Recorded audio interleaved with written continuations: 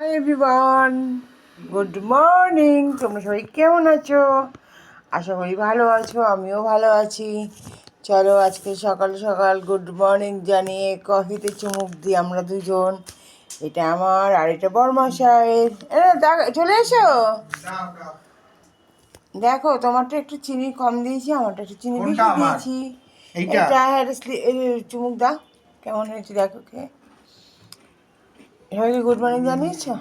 Good morning সবাইকে। এটা শীতকাল বলে কথা, কফি না খেলে হয়? রোজই তো চা খাচ্ছি, আচ্ছা একটু কফি মনে হচ্ছে। আমার কফি ভালো লাগে না যদিও খেতে, আর চাটাই বেশি ভালো লাগে।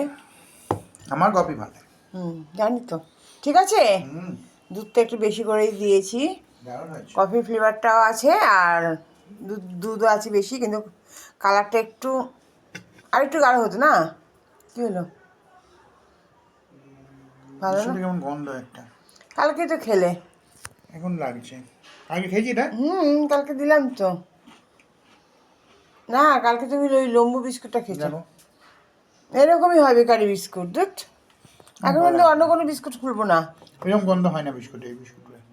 আচ্ছা চলো আমরা খাই বিস্কুট দিয়ে কফি। খাও না।